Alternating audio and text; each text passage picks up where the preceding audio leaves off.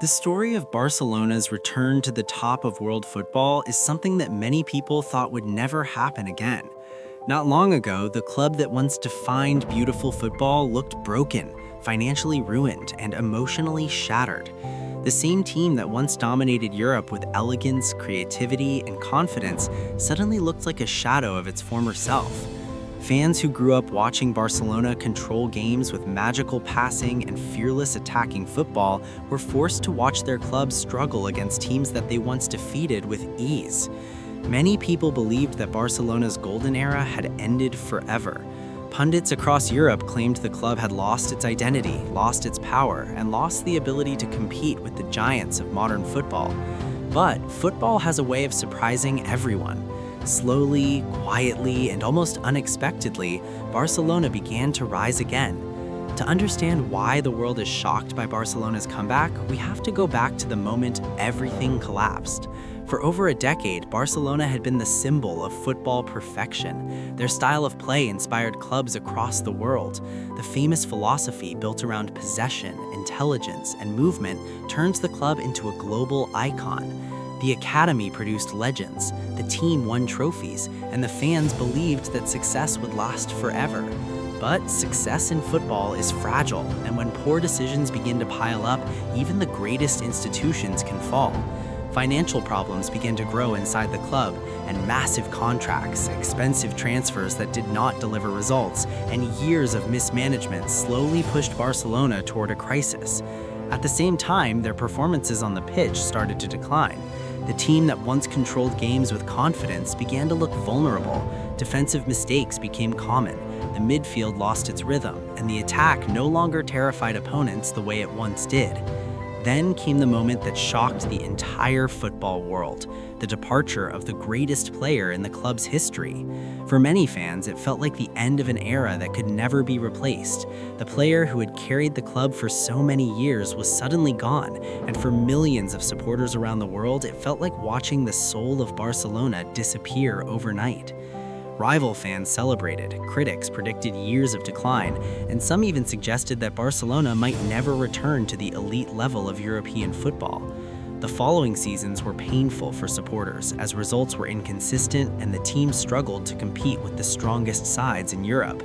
Young players were thrown into difficult situations as the club tried to rebuild while dealing with serious financial limitations, and every match felt like a test of patience. The fans still believed in their club, but the road back to the top looked incredibly long. Yet something important was happening during this difficult period, because Barcelona began returning to its roots. Instead of chasing expensive superstar transfers, the club turned its attention toward youth development and intelligent recruitment, and the famous academy once again became the heart of the project. Young players who had grown up learning the Barcelona philosophy suddenly found themselves wearing the first-team shirt. At first, many people doubted whether these young players could handle the pressure, because playing for Barcelona is different from playing anywhere else in the world. Every touch of the ball is analyzed, every mistake is criticized, and every performance is compared to the legendary teams of the past. But something special began to appear within the squad: energy, hunger, and belief. The young players brought fearlessness back to the team as they pressed aggressively, moved the ball quickly, and played with creativity and confidence. The stadium began to feel alive again, and fans who had spent years worrying about the future started to feel hope returning. Another crucial factor in Barcelona's comeback was the rebuilding of the club's tactical identity, as the coaching staff focused on restoring the core principles that once made Barcelona unstoppable. Possession was not just about keeping the ball, but about controlling the rhythm of the game. Passing was not just about accuracy, but about creating spaces and opportunities, and every player was expected to understand the philosophy. Slowly, the results began to improve, and matches that once ended in frustration started to turn into victories. The team looked more organized, the midfield began to dominate games again, the defense became more disciplined, and the attack rediscovered its ability to create beautiful moments.